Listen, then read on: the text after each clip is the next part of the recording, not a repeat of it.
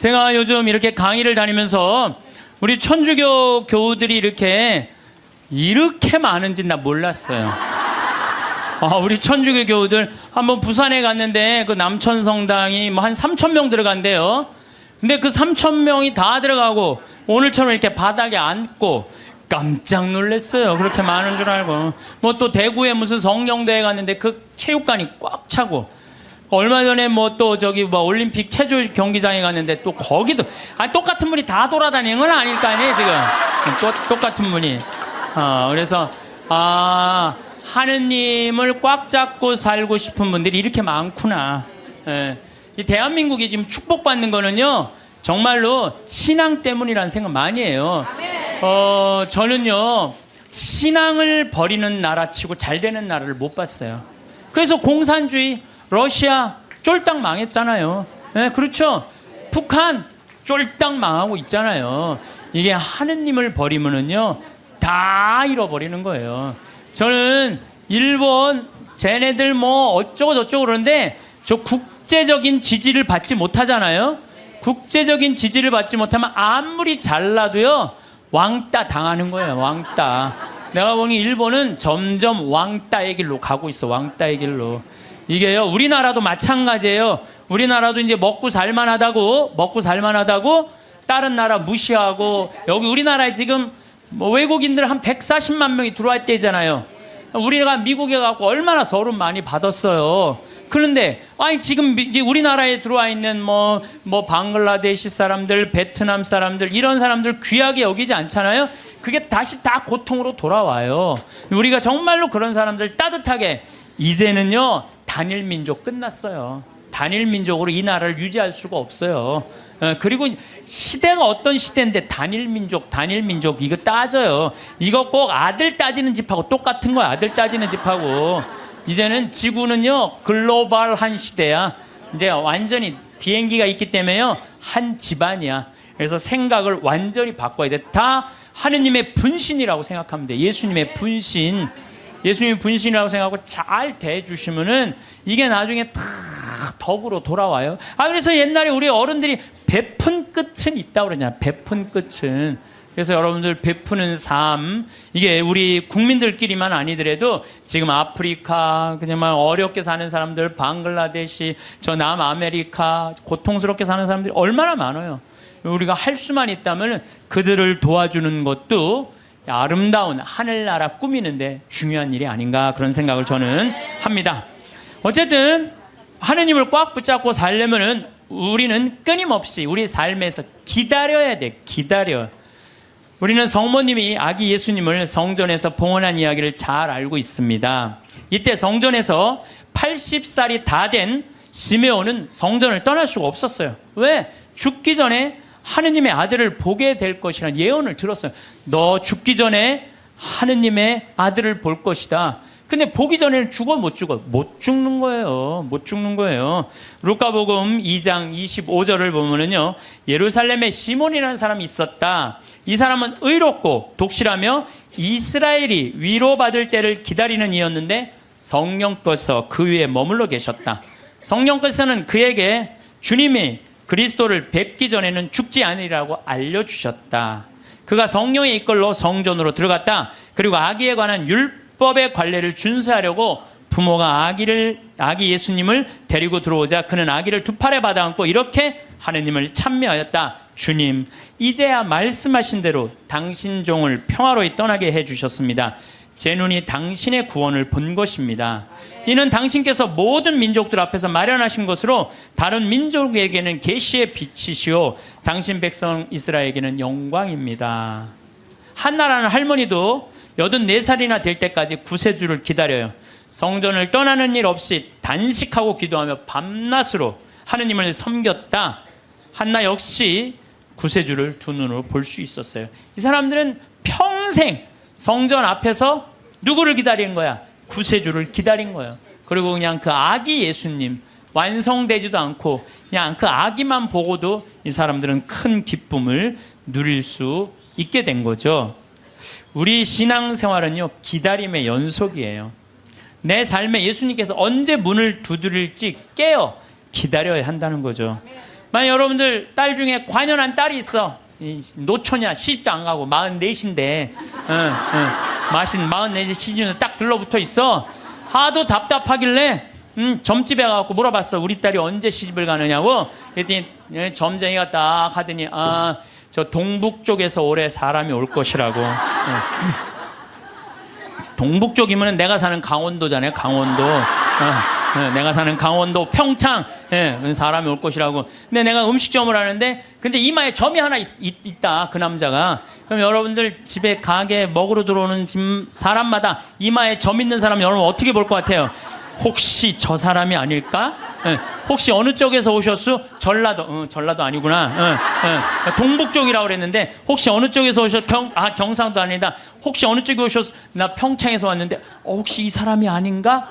여러분들 한 사람 한 사람마다 관심 있게 쳐다볼 것 같아, 안 쳐다볼 것 같아요? 쳐다보죠? 신앙도 똑같다는 거예요. 우리가요 언제 하느님이 내 삶에 들어올지 몰라요. 그래서 그 만나는 내 삶 안에서 순간순간 하느님이 나에게 과연 지금 무슨 말씀을 하실까? 눈을 부릅뜨고 기다리는 게 신앙 생활이라는 거죠. 예수님께서 마태복음 25장 13절에 그러니 깨어 있어라 너희가 그날과 그 시간을 모르기 때문이다. 우리는 항상 깨어 있어야 돼요. 하느님을 꽉 붙잡고 사는 게 신앙생활이에요. 그런데 신부님 언제 오는 거예요? 근데 꽉 붙잡고 있는데 언제 오는 거예요? 아니 예수님 어떻게 했어요? 막 내가 좀 올 거다 그랬잖아요. 내가 니네들이 세상 돌기 전에 내가 올 것이다 그랬는데 왔어요, 안 왔어요? 제자들이 돌기 전에 안 왔잖아요. 그리고 막 제자들이 막 했는데 이 사람들이 막 한 3,000명씩 세례받고 그 예수님 금방 올 거야. 나는 그분들 감정을 충분히 이해를 해요. 막 예수님이 막 무리로 걷었지, 5,000명 먹였지, 기적을 얼마나 했어요. 그래서 죽었는데 또 살아났지, 살아나고도 그냥 보통이야. 막 벽 같은데 막 통과되고 막 정말 기가 막힌 걸 보여주고 승천 또 하늘로 쫙 올랐단 말이야. 그 예수님 금방 올 줄 알았어요. 금방 올 줄 알고 자기 있는 땅 막 다 팔아갖고 제자들한테 다 갖다 주고 그랬어요. 막 그리고 또 자기네들도 금방 올 줄 알고 한 3,000명 다 나눠 먹고 완전히 천국과 같은 예수님이 금방 올 줄 알고. 왔어요, 안 왔어요? 안 왔어요. 1000년 때는 또 1000년 왕국 온다고 막 이 예수님 지나고 1000년 때 막 얼마나 그런 게 많이 성행했는지 몰라요. 또 2000년 때 또 막 온다고 막 온다고 그래. 휴거 1992년 10월 26일인가 막 그날 막 한 2,000명인가 막 난 또 진짜 아니 그 사기 당하는 사람 이거 너 저기 1,000만 원 내면 한 달에 92만 원 낸다는 거나 이게 다 동시에 3,000만 하늘로 올라가는 내가 보기엔 똑같아요. 사기 당하는 건 똑같아요. 신앙의 사기도 많아요. 그냥 올라가지도 않았잖아요 그때. 그랬어요, 안 그랬어요? 안 올라가. 2000년이 언제 오는 거야? 온다고 그러더니 예수님. 근데 예수님 안 왔어요? 예수님이요 매일 왔어요. 매일 오셨어요. 예수님이 이제 승천하시고 난 다음에 제일 먼저 상징적으로 온 사람이 누구예요? 사도 바오로잖아요. 사도 바오로가 스테파노 죽을 때 어떻게 했어요? 옷을 들고 있었어요. 옷을 지키고 있었어요. 당시에 사람을 죽이려고 그럴 때 옷을 지키고 있는 사람은요 가장 앞장서는 사람이래요. 사도 바오로 가장 앞장선 사람이야. 스테파노 돌 쳐 죽이려고 그럴 때. 그 다음에 다마스커스로는 아예 내가 그리스도인 잡아 죽이려고 아주 증명서까지 받고 갔어요. 근데 그냥 거기서 그냥 가는 길에 예수님이 한 대 때리죠 라고 말해서 떨어져요. 떨어지면서 예수님이 뭐라고 그래요? 사울아 사울아 왜 너 나를 박해하느냐? 왜? 아니 당신 누구냐고. 네가 박해하는 그리스도인 예수다. 예수님이 우리를 분신으로 생각해야 안 해요? 여러분들 저나 다 예수님의 분신이에요. 그 사울이 3일 동안 눈 멀어갖고 이제 눈이 비늘 같은 게 떨어진다니 정신이 차렸잖아요. 예수님 안 오신 게 아니에요. 바오로 사도한테 왔어요. 재림하신 거예요. 재림하신 거예요. 그러니까 하느님의 섭리는 예수님 승천하고 끝난 게 아니야. 그때부터 성령께서 오신 거예요. 예수님 말씀대로 내가 가야 누가 온다? 성령이 온다 그랬잖아요. 내가 가야 성령이. 그러니까 성령이 온 세상에서 활동하고 계셔. 그리고 내가 베네딕토 아니야. 우리 베네딕토 성인 480년 전에 수도원에 기초를 놓으신 분 아니야. 근데 이 베네딕토 성인이 하도 저기 수도원 규칙을 세게 하고 반대하는 신부가 저기 베네딕토 성인이 수비학고라는 곳에 거기서 이렇게 바위에 들어가고 기도했거든요. 거기다 독을 타요. 독을 타갖고 빵 내리는데 그 까마귀가 갖고 날아가요. 그러면서 내가 저분을 하느님이 돌보는구나. 그래요. 하느님의 섭리는요 매 순간 있어요. 내가 이번에 나폴리에 갔어요. 거기에 주교님이 성인이면 야누아리우스라는 주교님이야. 350년경에 순교했는데 그분의 이제 시신이 이제 여기 성인 시신을 우리도 김대건 신부님 그냥 다 온 세상 다 뜯어져 있잖아요. 턱뼈는 신학교가 있고 다리는 미리네가 있고 그냥 성인 그냥 시신. 그래갖고 이제 이 야누아리우스 성인도 막 시신이 떠돌아다니다가 900년에 다시 나폴리로 가요. 나폴리로 갔는데요. 이 놀라운 일이 벌어져요. 5월 첫째 주와 성인이 순교한 9월 19일 날은요. 이 성인의 그 굳은 피가요. 녹아요. 근데 이게 1000년 동안 똑같이 녹는 거야. 이 사람들이 의심이 얼마나 많아. 아무리 이걸 95도가 돼도 평상시에는 안 녹아요. 그럼 온도 때문에 녹는 거 아니냐. 그래갖고 그냥 실험을 또 하고 95도에 안 녹아. 그런데 5월 첫째 주하고 9월 19일 날은 어김없이 녹는 거예요. 이게 이해할 수 없는 일들이 너무너무 많이 벌어지는 거예요. 이게 다 하느님의 섭리. 하도 의심이 많으니까 하느님이 중간중간 삶 안에 있는데도 우리한테 보여주는 거지. 또 내가 제일 좋아하는 프란치스코 성인 1180년에 태어나서 1226년에 돌아간 프란치스코 성인. 아버지 포목 장수였어요.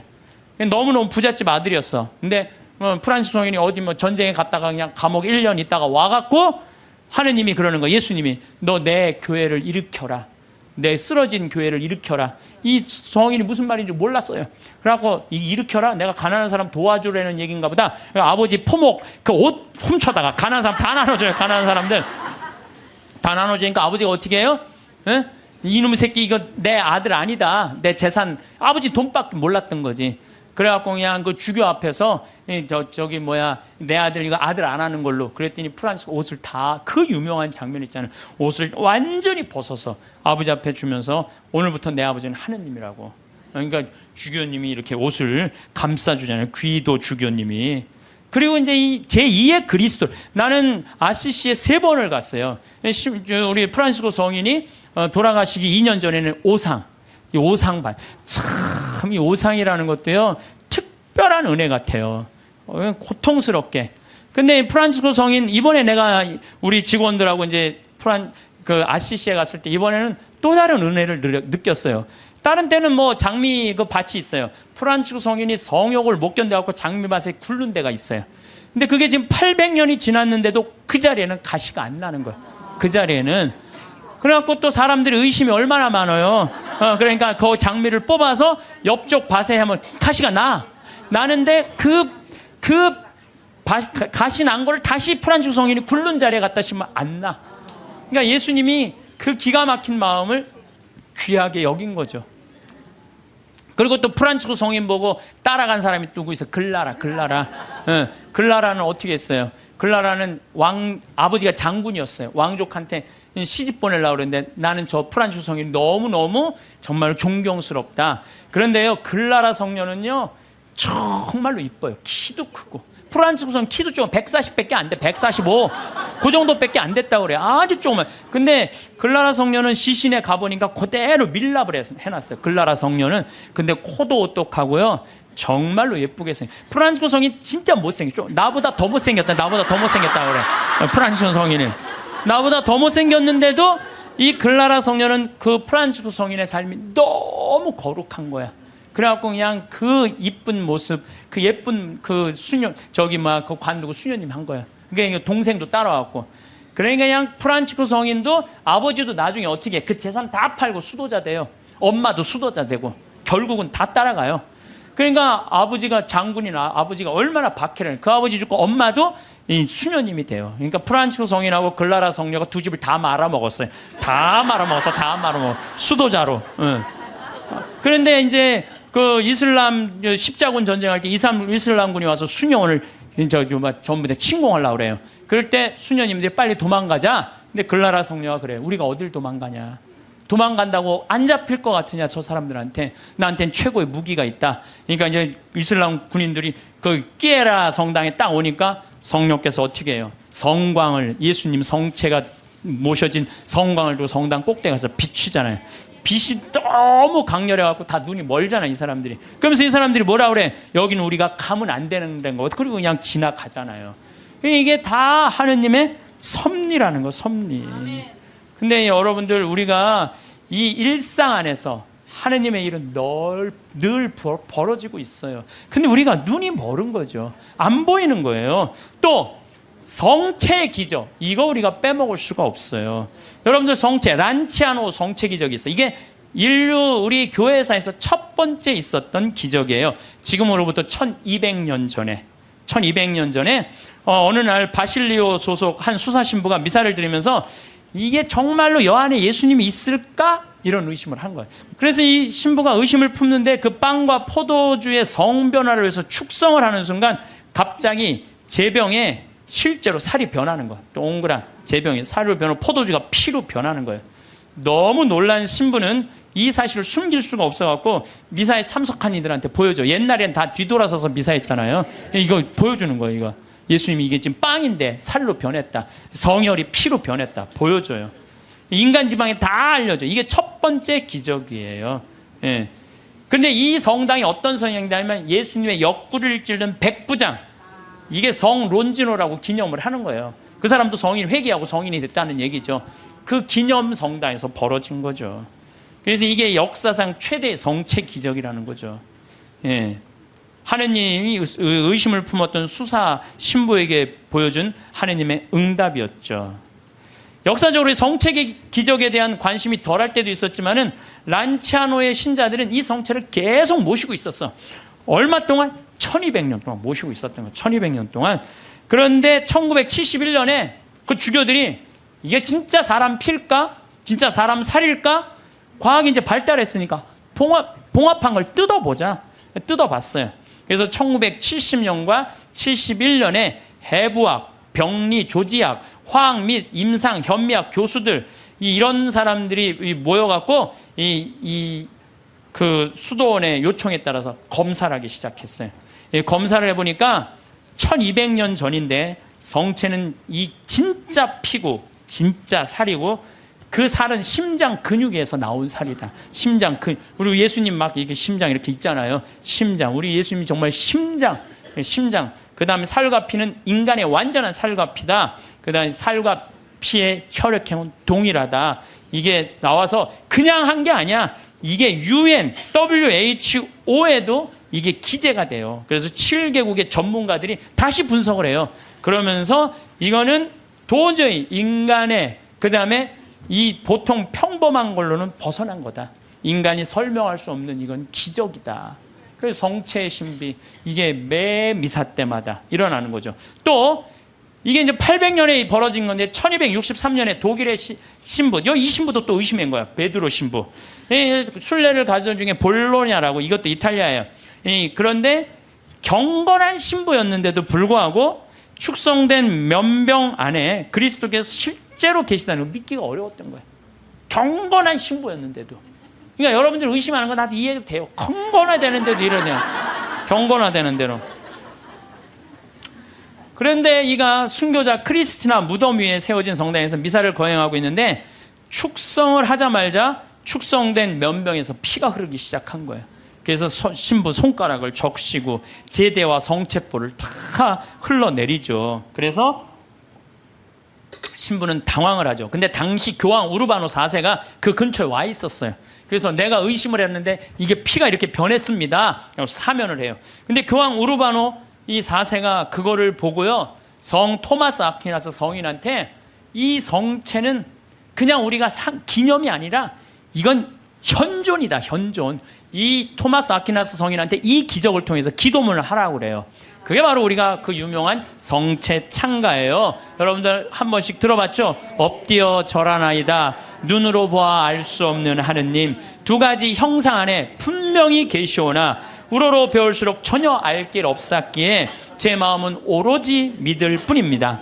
보고 맛보고 만져봐도 알 길 없고 다만 들음으로써 믿음 든든해지오니 믿나이다. 천주성자 말씀하신 모든 것을 주님의 말씀보다 더 참된 진리 없나이다. 십자가에서는 신성을 감추시고 여기서는 인성마저 아니 보이시나 저는 신성 인성을 둘 다 믿어 고백하며 뉘우치던 저 강도의 기도를 올리나이다. 토마스처럼 그 상처를, 이 토마스는 12사도가 저기 예수님 이렇게 나타났다고 그러니까 뭐라 그래, 난 내 손으로 그분 옆구리에 손 찔러보고 못자국 넣어봐야 된다, 그 토마스 얘기예요. 토마스처럼 그 상처는 보지 못하여도 저의 하느님이심을 믿어 의심 안 싸우니 언제나 주님을 더욱더 믿고 바라고 사랑하게 하소서. 주님의 죽음을 기념하는 성사여, 사람에게 생명 주는 살아있는 빵이여, 제 영혼 당신으로 살아가고 언제나 그 단맛을, 성체 단맛을 느끼게 하소서. 사랑 깊은 펠리칸, 이 펠리칸 얘기는 잘 아시죠? 펠리칸이라는 새는 어떻게 해요? 자기 새끼가 이렇게 나무에다 하는 게 아니라 이렇게 모래밭에다가 이렇게 새끼를 하는데 그 독사들이 그 알을 너무너무 좋아하잖아요. 그래갖고 이 새끼들이 그냥 조금만 그 새끼 잡아먹으려고 독사들이 막 물으면은 피가 묽어져요. 그럼 펠리칸이랑 어미새가 와갖고 독사를 다 쫙 죽이고 그 새끼 배를 막 쪄요. 자기 배도 막 짜고, 새끼 배를 쫓는 건 뭐야?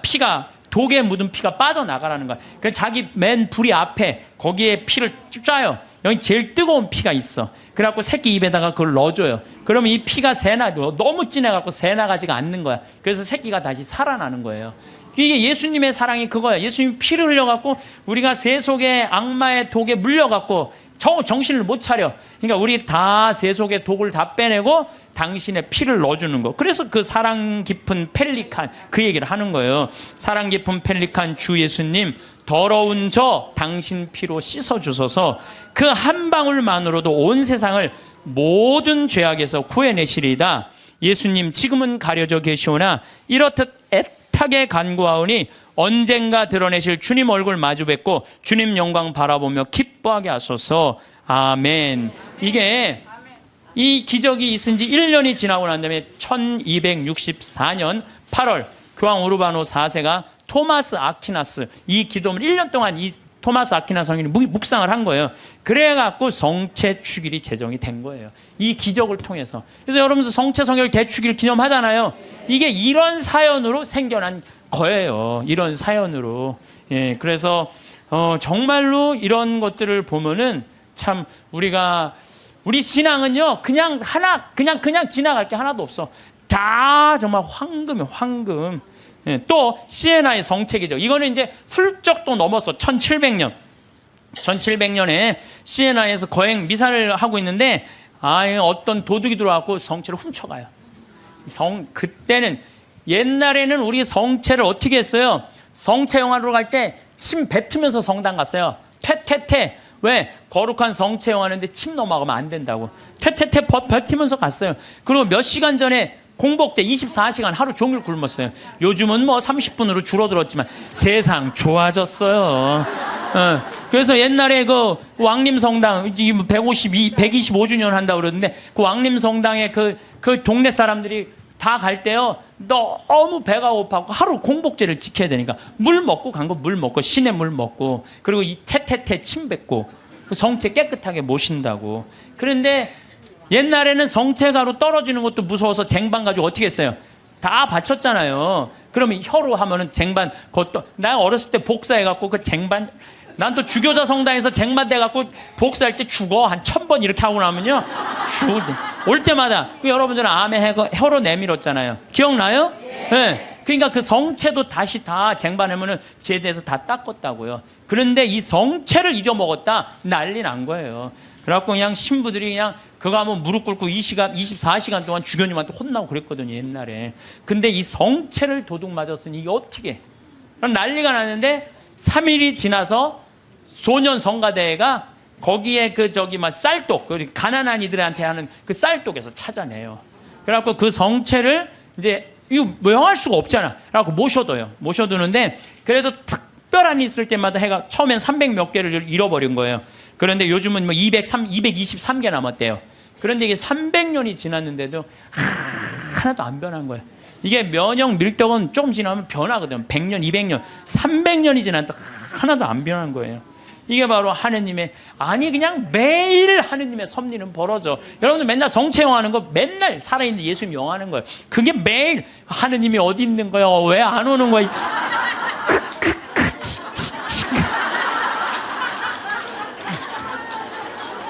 그래서 제가 자료를 좀 찾아봤어요. 그랬더니 이 성체에 대한 기적, 이런 기적이 이렇게 많아요. 이게 내가 평화방송에 부탁했어요. 이거 전부 쫙 자막으로 좀 내리라고. 이 참 많은 나라에서, 많은 지역에서 성체, 빵이 살로 변한 기적들이에요. 이게 전부 다. 그러니까 얼마나 답답했으면 예수님이 그렇게까지 했겠어요. 얼마나 믿음이, 이게 이 정말 없는 백성들, 예수님이 그렇게 해서 믿음을 강조한 거예요. 그래서 여러분들은 하느님은요, 그냥 뭐 어디 멀리 있는 게 아니에요. 내 삶 안에 지금 이 자리에서 현존하시는 분이 하느님이라는 거예요. 그리고 내가 제일 좋아하는 성모님, 우리 성모님 발현 봐봐. 과달루페 성모님. 과달루페 1531년 12월 9일 57세 요한 디에고한테 나타나잖아요. 그래갖고 내 성당을 져라. 그러니까 주교님한테 가서 얘기하라고 그러잖아요. 주교님한테. 그래서 주교님 성당을 지뢰는데요. 그러니까 주교님 미친놈 취급하잖아요.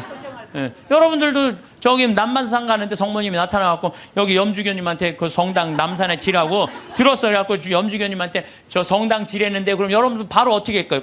꽃꽂은 여자 치고 바로 하잖아요. 꽃꽂은 여자. 그래갖고 요한대유가 다음날 갖고 성모님 전하긴 전했는데 안 믿는 것 같다고, 그러니까 나한테 증표를 달라고 그러니까 저 12월 달이니까 이 멕시코 시티가 2000m 위에요. 12월 달은 굉장히 추워요. 장미는 언제 피죠? 6월 달에 피잖아요. 장미는 아주 더울 때. 사실은 여러분들 장미는요 3월 달에 4월 달에 개나리, 진달래, 벚꽃, 철쭉 다 떨어지고 난 다음에 6월 달에 피는 게 장미예요. 제일 더울 때 피는 게. 근데 12월 달에 장미가 핀 거예요. 산꼭대에 올라가 보니까. 그러니까 그냥 이게 너무 좋아갖고 그냥 장미를 망토에 딱 해갖고 갔는데 그 망토에 성모님이 새겨졌잖아요. 그게 바로 과달루페 성모님이에요. 근데 1500년이니까 지금으로부터 550년 전 사건, 450년 전 사건이잖아요. 근데 내가 또 과달루페도 갔죠. 과달루페 갔는데 성모님이요, 이뻐도 아니 진짜로, 진짜 그 기적의 그 성모님 그 망토가 그대로 모셔져 있어요. 또 어떤 사람이 저것 때문에 8년 만에 800만 명이 다 세례를 받은 거예요. 1531년 이 성모님 때문에. 그러니까 그리고 그냥 아메리카가 다, 이게 뭐예요? 아메리카가 다 선교가 된 거 아니에요? 그러니까 그냥 폭탄을 던져요. 그래갖고 지금은 교황청에서 방화 유리로 딱 막아놨어요. 방화 유리로 보내갖고. 그런데 쫙 보면은요, 그 성모님이 사진에 보면은 엘리베이터로 가게 돼 있어요. 우리가 걷는 게 아니라 엘리베이터 딱 쓰면 쫙 지나가요. 성모님 쫙 보면 엘리베이터 세 개에 세 개 왔다 갔다. 그럼 또 뒤에 앞에 가고 쫙 가. 이렇게 보면은요 정말로 아름다워요. 성모님이 참 아름다운 것 같아.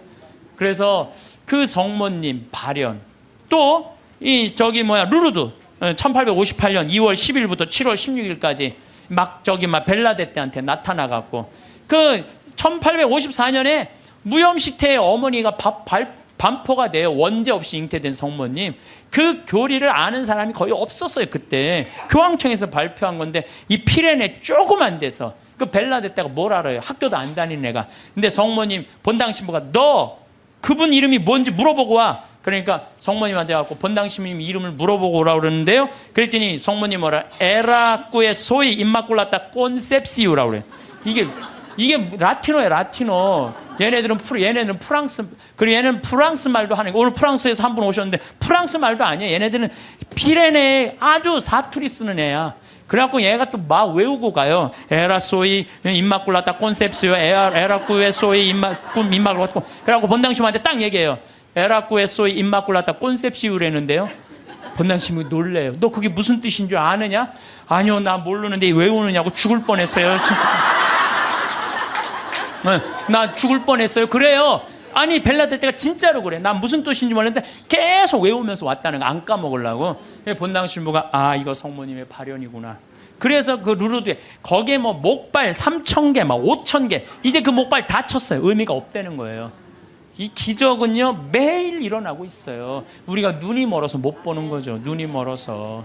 또 그 유명한 파티마, 1916년에 천사 셋이 세 아이한테 나타나갖고 너희들 열심히 기도하라, 중요한 분 만날 테니까. 그래서 1917년 5월 13일부터 10월 13일까지 성모님이 매일 그날 나타나잖아요. 프란치스코 히아친타 루시아, 그것도 나이도요 많지도 않아. 8살, 9살, 6살짜리 아이한테. 그래갖고 러시아의 회개를 위해서 기도하라고 그러잖아. 나는 내가 포르투갈에 가서 정말 어처구니가 없더라고요. 왜 어처구니가 없느냐면은 포르투갈은 유럽의 맨 끝에 있어요. 거기 나가면은 거기 바다야, 바다. 파티마는 거의 맨 끝에 있어요. 그러니까 콜럼버스가 거기 나가면 죽는 줄 알고 있던 사람들 거기 맨 끝에 있는데, 러시아는 포르투갈을 지나고 스페인을 지나고 프랑스를 지나고 독일을 지나야지 러시아가 있어요. 근데 얘네들이 뭐라고 그러냐면 메시지를 받아갖고 러시아 회기를 위해서 기도하라고 얘기를 해요. 기가 막힌 거죠. 그 깡촌에서. 근데 내가 이거 좀 자료를 뽑아왔는데 성모님도 참 내가 보니까 아니 10월 13일 날 12시에 나타난다는데 안 나타나요. 안 나타나.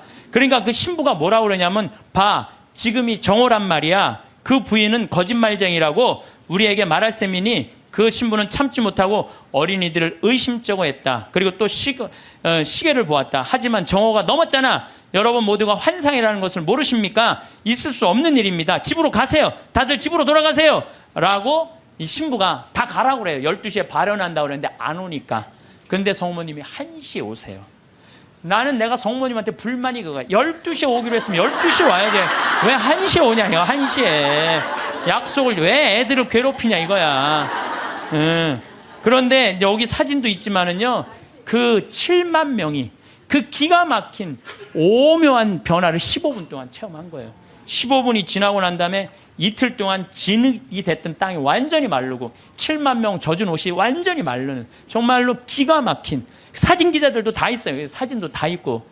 이런 하느님의 분명한 증거들이 있는데도 불구하고 하느님이 언제 오는 거야, 어디 있는 거야 이러니 얼마나 답답하냐 이거예요. 그런데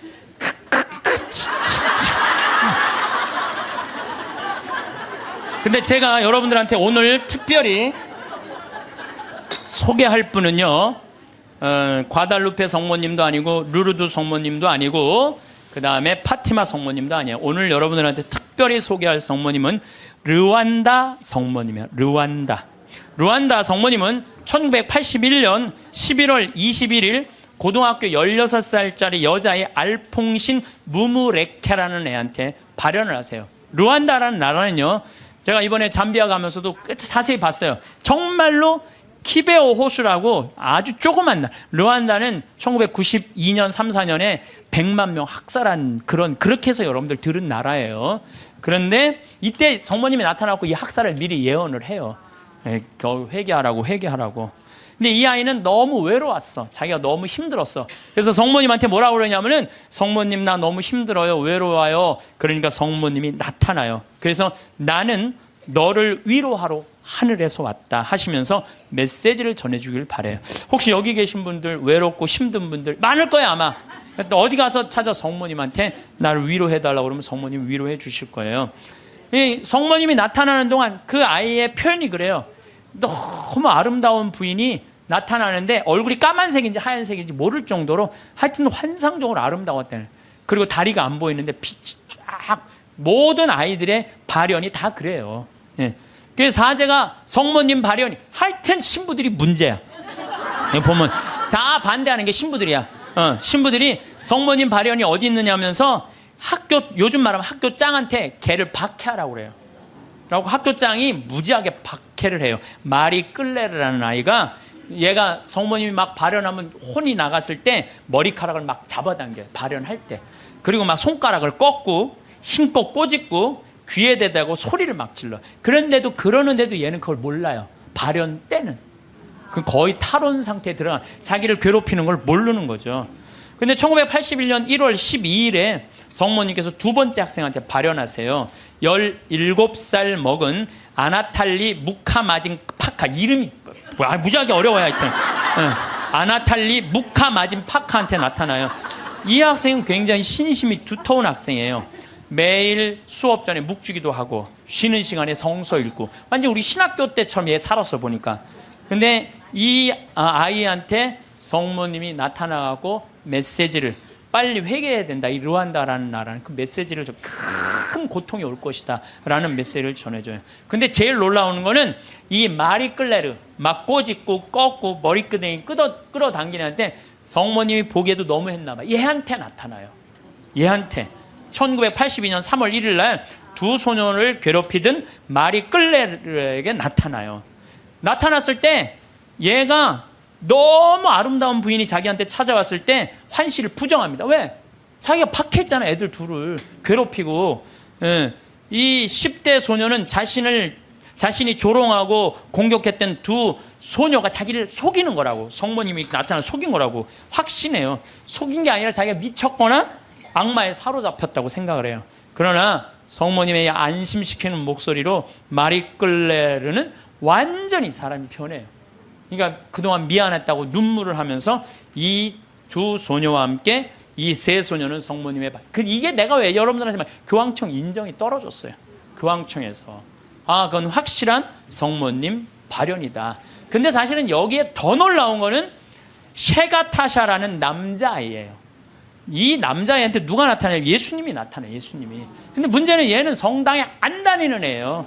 뭐 성당에 안 다니는 사람한테도 많이 나타나요. 그래서 저는 이게 이제 평화방송에도 나가겠지만 가끔 이런 얘기를 해요. 우리 교회에만 구원이 있다 이렇게 말하는데 그거는요 모르는 소리예요. 아니 그럼 얘한테 나타나지 말아야지. 그렇지 않아요? 그런데 이 동네는 아예 예수님을 모르는 동네예요. 그리고 여러분들 아프리카 가봤어? 안 가봤으면 말을 하지 마세요. 아프리카는 우리가 생각하는 것처럼 전선이 있는 것도 아니고 방송이 있는 것도 아니에요. 그러니까 내가 밤에 한번 다녀봤는데 진짜 이 사람들이 차가 없으니까 다 걸어 다녀요. 나 저 경상도 시골에서 살 때 그 어렸을 때 가면 막 귀신 나온다 불빛 막 이상한 불빛 그거하고 똑같아 지금도. 그러니까 시골은요 완전히 차단된 데야. 거기는 성당도 없고 교회도 없고 아무것도 없는 애야. 얘는 학교도 안 다니는 애야. 성당이 예수님이 뭔지도 모르는 애야. 이 예수님이 나타나고 성서에 대한 얘기 다 해주고 사도신경 다 알려주고 그 다음에 나는 이 셰가타샤한테 예수님이 해준 말이 너무 마음에 들어서 여러분들한테 얘기를 해줘요. 모든 사람에게 말하여라. 성경을 읽고 내가 한 말을 찾아보아라. 그러니까 여러분들 제가 이 교우들한테 안타까운 게 뭐냐면 신앙생활 할 때 보면 막 특별한 뭐가 나오기를 바라는 분들이 있어요. 그런 거 없어요. 특별한 게 어디 있어요? 내 손에서 뭐가 나오길 바라는데 내 손에선 아무것도 안 나와요. 내 손에선 아무것도 안 나와요. 그런데 특별한 게 아니에요. 예수님이 강조하는 건 성서 2000년 전에 예수님이 와서 하신 말씀을 보라는 거예요. 그 안에 다 들어있어. 모든 우리의 답답한 거 궁금한 거 어디에 다 들어있어? 성서에 다. 그러니까 모든 사람에게 말하여라. 성경을 읽고 내가 한 말을 찾아보아라. 내가 예전에 한 말을 모두 믿고 그대로 살아라. 아멘. 최후 심판 날에는 이중적인 의미가 있다. 각자에게 심판의 날은 곧 죽음의 날이다. 전 인류에게 있어서 최후 심판 날은 나의 재림날이 될 것이다. 어떤 날이든 그날은 모든 사람이 하느님을 더 가까이. 이게 멸망이 아니야. 여러분들 최후 심판, 재림 이걸 멸망으로 하는데 멸망이 아니에요. 완성이에요. 완성. 우리 신부님이 말씀하신 오메가 포인트라는 거예요. 완성으로 간다는 거예요. 그러니까 인류는요 지금 완성으로 향해서 가는 거예요. 인류가 망할 것 같아. 2000년 전, 1000년 전에 비하면요 지금처럼 건강한 적이 없어요. 지금처럼 전쟁이 없는 적이 없어요. 지금처럼 건강한 적. 여러분들 생각을 해봐. 200년 전에 이 중에 70%는 다 종으로 살았어요. 사람 같지도 않게 살았어. 이 중에는. 그렇죠? 양반 비율이요. 충청도가 제일 많았는데 15%였어. 15%. 나머지는 다 평민, 상민, 종으로 살았어. 나머지는 다. 그러니까 지금 여러분들 시대가 좋아서 종이 어딨어. 그렇지 않아요? 굉장히 건강해진 거예요. 긍정적인 눈으로 바라보셔야 돼. 또 요즘 아주 1968년 이탈리아 로톤도의 비오 신부님. 이 신부님 책을 한번 사서 읽어보세요. 정말로 하느님의 섭리가 그대로 드러나신 신부님이 이 비오 신부님이에요. 비오 신부님은요 정말 오상, 평생 오상 받았어요. 근데 이 신부님도요 이 오상이 싫었던 거야. 왜? 이게 사람이 자꾸 이렇게 쳐다보고 막 와서 확인하고 그러니까. 그래서 처음에 감춰요. 막 붕대로 싸요 오상을. 그러다가 하다 안 되니까 오상을 드러내 놓으셔요. 그러니까 사람들이 너무 많이 모이니까요 또 위에서 또 반대해요. 너 미사하지 말고 고해성사하지 말라고 혼자 해라고 순명을 하세요. 이 신부님이 정말 생기기도 이 신부님은 잘생겼어. 아주 잘생긴 신부님인데, 그리고 의사들이 붙어요. 왜? 50년 동안 오상을 입었으니까 이게 병으로 오염되지 않을 거나 계속. 그런데도 오염되지 않은 채로 50년을 가고, 이게 비오 신부님이 물어봐요. 나 이거 언제 끝나느냐고. 너 죽는 날 끝난다. 그런데 놀랍게도 신부님이 돌아가시는 날 이게 싹 치유가 돼요. 돌아가시는 날. 예. 이게 뭐 살아있는 하느님의 증거죠. 하느님께서는요 끊임없이 활동하고 계셔요.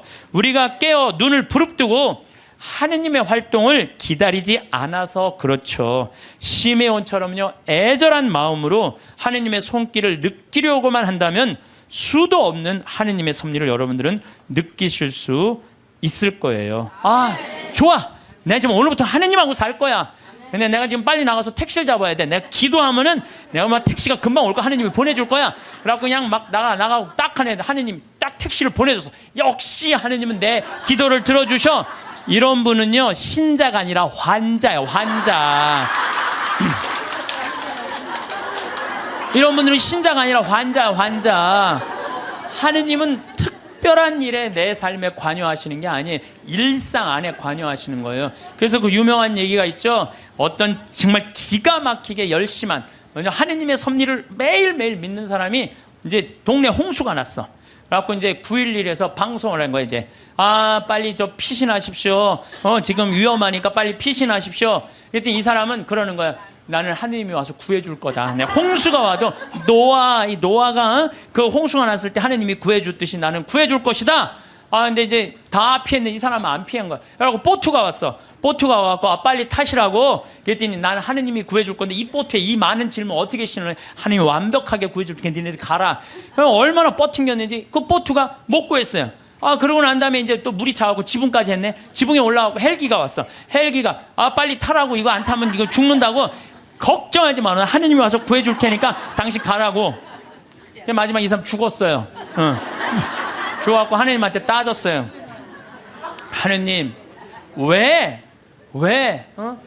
나를 안 구해주러 왔느냐. 노아, 내가 그렇게 애절하게 기도했는데도. 그랬더니 하느님이 어이가 없다는 듯이 무슨 소리냐. 나는 너한테 3번 보냈다. 한 번은 방송으로 보내고, 한 번은 배로 보고, 한 번 헬리콥터까지 보냈다.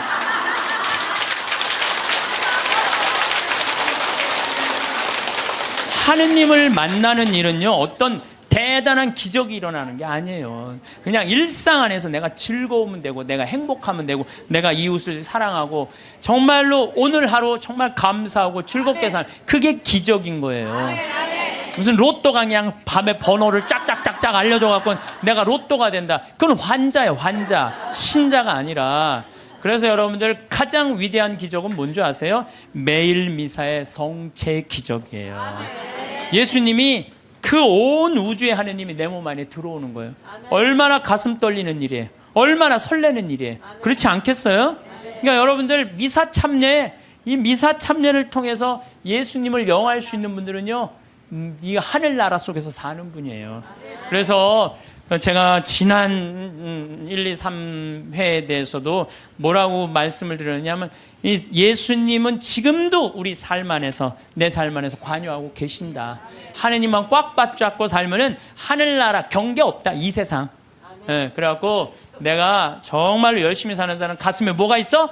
여건이 있어. 믿음이 굳건한 사람들은 가슴에 여건이 있어. 하늘나라는 요즘은 다 비행기 보낸대요. 비행기 딱 탈 때 여건 심사할 때 뭐만 내면 돼? 여건 딱 내고, 어떻게 싹 웃으면서 죽을 때 나 1조 이거 어떻게 하면 좋아? 발버둥 치지 마시고 죽을 때 통장에 500만 원 딱 남기고, 자, 이 세상 나는 이제 그리던 하늘나라 떠난다. 여행 탈 때 비행기 타면 막 가슴이 설레잖아요. 죽는 것도요, 설레는 일이에요. 죽는 거 설레는 일 아니에요? 새로운 삶으로 올라가는 과정인데 얼마나 설레. 그러니까 설레니까 우리 그냥 그 최 신부님 손잡고 우리 마리아 할머니가 씩 웃으면서 세상 떠나듯이 여러분들도 마지막 날 웃으면서 떠날 수 있는 그런 분들 되기를 바라겠습니다. 우리는 살면서 기적을 기다립니다. 막혔던 길이 갑자기 열리거나 불가능해 보이던 일이 한순간에 이루어지는 그런 극적인 순간을 상상하곤 합니다. 영화 속 장면처럼 하늘이 열리고 빛이 쏟아지는 그런 특별한 경험 말입니다. 하지만 그런 거대한 순간만을 바라보다 보면 우리는 정작 중요한 것을 놓치게 됩니다. 진짜 기적은 화려한 포장지 속에 담긴 것이 아니라 평범한 일상이라는 상자 속에 조용히 자리하고 있기 때문입니다. 큰 어려움이 찾아왔을 때를 생각해 봅니다. 우리는 그때 결정적인 한 방을 기다립니다. 모든 것을 단번에 해결해 줄 무언가, 하늘에서 내려오는 구원의 손길 같은 것을 간절히 바라게 됩니다. 그 마음은 너무나 자연스럽고 당연합니다. 힘들 때일수록 우리는 극적인 반전을 꿈꾸니까요. 하지만 그렇게 큰 것만 바라보는 동안 우리 곁에는 이미 수많은 작은 손길들이 와 있습니다. 누군가 건넨 따뜻한 말 한마디를 기억해 봅니다. 그저 지나가는 인사였을 수도 있고 깊은 의도 없이 건넨 위로였을 수도 있습니다. 하지만 그 말이 무너질 것 같던 마음을 붙잡아 준 적이 있지 않았나요? 우연히 보게 된 글귀 하나가 혼란스러운 생각을 정리해 준 경험도 있을 것입니다. 길을 걷다가 마주친 작은 친절, 예를 들어 무거운 짐을 들어주는 손길이나 문을 잡아주는 사소한 배려가 하루를 다르게 만든 순간들도 분명 있었을 것입니다. 우리는 이런 일들을 그냥 지나칩니다. 너무 작아서, 너무 평범해서, 너무 당연해 보여서 그것이 기적이라는 사실을 알아차리지 못합니다. 거대한 구원을 기다리느라 이미 도착해 있는 수십 개의 작은 구원들을 보지 못하는 것입니다. 마치 큰 별만 찾다가 하늘 가득 빛나고 있는 작은 별들을 놓치는 것처럼 말입니다. 우리의 시선은 항상 멀리 있는 무언가를 향해 있고, 그래서 바로 코앞에 있는 소중한 것들을 보지 못합니다. 때로는 누군가의 짧은 전화 한 통이 외로움을 덜어주기도 합니다. 장을 보러 나갔다가 마주친 반가운 얼굴 하나가 하루를 밝게 만들기도 합니다. 텔레비전에서 우연히 본 한 장면이 오래 품고 있던 고민의 답을 주기도 합니다. 이런 작은 순간들이 모여서 우리를 지탱해주고 있는데 우리는 이것들을 너무 하찮게 여깁니다. 정작 필요한 것은 이미 주어져 있는데 우리는 더 큰 무언가를 찾아 헤매고 있는 것입니다. 그렇다면 우리가 놓치고 있는 진짜 기적은 무엇일까요? 그것은 바로 당연함이라는 이름으로 숨어 있습니다. 아침에 눈을 뜨는 것부터 생각해 봅니다. 매일 반복되는 일이라 특별할 것 없어 보이지만 오늘도 새로운 하루를 맞이할 수 있다는 것은 실은 엄청난 일입니다. 숨을 쉬는 것도 마찬가지입니다. 의식하지 않아도 들이쉬고 내쉬는 이 당연한 행위가 사실은 우리 몸속 수많은 세포와 기관이 완벽하게 협력하며 만들어내는 경이로운 결과입니다. 식사를 할 수 있다는 것도 생각해 봅니다. 누군가와 함께 밥을 먹으며 이야기를 나누는 그 시간이 얼마나 소중한지 우리는 잘 모릅니다. 음식을 씹고 맛을 느끼고 배를 채우는 이 단순해 보이는 행위 속에는 땅과 햇빛과 비와 수많은 사람의 손길이 만들어낸 결과가 담겨 있습니다. 그리고 그것을 누군가와 나눌 수 있다는 것, 함께 앉아 시간을 보낼 수 있다는 것은 그 자체로 축복입니다. 한 끼 식사 안에도 이렇게 많은 기적이 숨어 있습니다. 미소 지을 수 있는 마음도 그렇습니다. 누군가를 향해 웃을 수 있고 좋은 감정을 나눌 수 있는 이 능력이 얼마나 귀한 것인지 생각해 봅니다. 아픔 속에서도 작은 기쁨을 발견할 수 있는 힘, 어려움 속에서도 누군가에게 따뜻함을 전할 수 있는 여유, 이런 것들이 모두 기적입니다. 우리는 이것을 당연하게 여기지만 사실 이보다 더 놀라운 일은 없습니다. 걸을 수 있다는 것, 볼 수 있다는 것, 들을 수 있다는 것, 생각할 수 있다는 것. 이 모든 평범한 일들이 사실은 극적인 어떤 사건보다 더 경이로운 삶의 섭리입니다. 우리 몸은 매 순간 수억 개의 작은 기적들을 일으키며 작동하고 있습니다. 심장은 쉬지 않고 뛰고 뇌는 끊임없이 정보를 처리하며 면역 체계는 보이지 않는 곳에서 우리를 지켜줍니다. 이것이 기적이 아니면 무엇이 기적이겠습니까? 계절이 바뀌는 것도 생각해 봅니다. 봄이 오면 꽃이 피고, 여름이 오면 나무가 무성해지고, 가을이 오면 열매가 익고, 겨울이 오면 모든 것이 쉬어갑니다. 이 순환이 수천 년 동안 어김없이 반복되어 왔다는 사실이 놀랍지 않습니까? 우리는 이것을 자연의 법칙이라고 부르며 당연하게 여기지만 조금만 다르게 보면 이것만큼 신비로운 일도 없습니다. 비가 내리는 것, 바람이 부는 것, 해가 뜨고 지는 것, 이런 자연의 모든 현상이 우리 삶을 가능하게 만듭니다. 만약 하루라도 해가 뜨지 않는다면, 비가 전혀 내리지 않는다면, 공기가 움직이지 않는다면 어떻게 될까요? 생각만 해도 두려운 일입니다. 하지만 우리는 이런 것들이 매일 완벽하게 작동하고 있다는 사실을 의식하지 못합니다. 너무 당연해서 보이지 않는 것입니다. 창밖을 내다보는 것만으로도 수많은 기적을 발견할 수 있습니다. 나무가 바람에 흔들리는 모습, 새들이 날아다니는 모습, 구름이 천천히 흘러가는 모습, 이 모든 것이 완벽한 조화 속에서 움직이고 있습니다. 우리가 특별히 무언가를 하지 않아도 세상은 이렇게 스스로 작동하며 우리에게 아름다움을 선물합니다. 사람과의 관계도 마찬가지입니다. 사랑하는 사람이 곁에 있다는 것, 믿고 의지할 수 있는 사람이 있다는 것, 전화 한 통으로 안부를 나눌 수 있는 사람이 있다는 것, 이런 것들이 모두 기적입니다. 수십억 명의 사람 중에서 만나게 되고 서로를 알아보고 마음을 나누게 되는 과정 자체가 이미 놀라운 일입니다. 하지만 우리는 관계가 주어진 것처럼 여기며 그 소중함을 잊고 살아갑니다. 기억도 기적입니다. 지나간 일들을 떠올릴 수 있고 소중했던 순간들을 마음속에 간직할 수 있다는 것이 얼마나 놀라운 능력인지 생각해 봅니다. 기쁨과 슬픔, 웃음과 눈물, 만남과 이별, 이 모든 경험들이 우리 안에 쌓여서 지금의 우리를 만들었습니다. 과거를 기억할 수 있기에 우리는 배우고 성장할 수 있습니다. 이것 또한 당연한 것 같지만 실은 너무나 특별한 선물입니다. 말을 할 수 있다는 것, 자신의 생각을 표현할 수 있다는 것도 기적입니다. 마음속에 있는 것을 소리로, 글로, 표정으로 전달할 수 있는 이 능력 덕분에 우리는 서로 이해하고 연결될 수 있습니다. 만약 이 능력이 없었다면 우리는 얼마나 외롭고 답답했을까요? 하지만 우리는 매일 말하고 듣고 소통하면서도 이것이 얼마나 대단한 일인지 생각하지 않습니다. 집이 있다는 것, 비바람을 피할 수 있는 공간이 있다는 것도 생각해 봅니다.